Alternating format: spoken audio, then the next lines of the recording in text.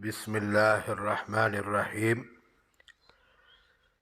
قرآن و حدیث اور دینی نقطہ نظر سے لا علاج اور ہر قسم کے امراض سے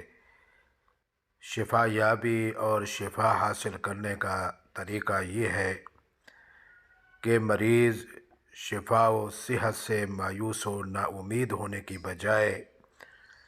اللہ تعالیٰ کی رحمت سے شفا کے حاصل ہونے کی امید رکھے،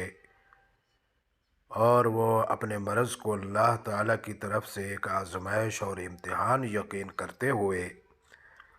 اللہ تعالیٰ کی طرف زیادہ سے زیادہ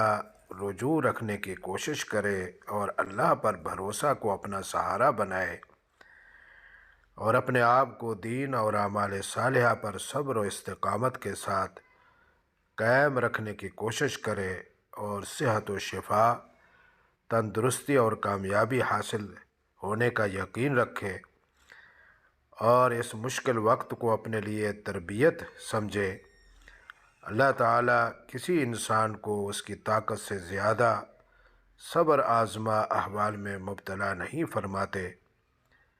اور مسلسل سوچنے اور زیادہ سوچ و بچار کرنے سے گریز کرے، کیونکہ اس سے ہمت ٹوٹ جاتی ہے، اور روزانہ صبح و شام کچھ وقت نکال کر اللہ پاک کا شکر ادا کرے، خواہ اس کو یہ لگے کہ وہ مصیبت میں ہے، اس کے باوجود اپنے سے زیادہ پریشان اور مصیبت زدہ لوگوں کے حالات دیکھے اور شکر ادا کرے۔ مریض کا شکر ادا کرنا اس کے مسائل حل کرنے کا سبب بنے گا، اور مریض کو چاہیے کہ وہ 5 وقتہ نماز باجماعت کی پابندی کرے،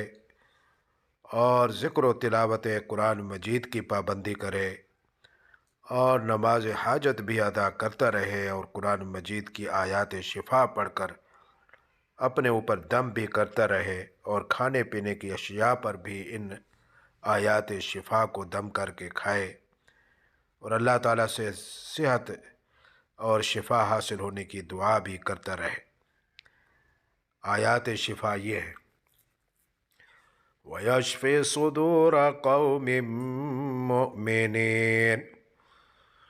قَدْ جَاءَتْكُمْ مَوْعِظَةٌ مِّن رَّبِّكُمْ وَشِفَاءٌ لِّمَا فِي الصُّدُورِ يَخْرُجُ مِن بُطُونِهَا شَرَابٌ مُّخْتَلِفٌ أَلْوَانُهُ فِيهِ شِفَاءٌ لِّلنَّاسِ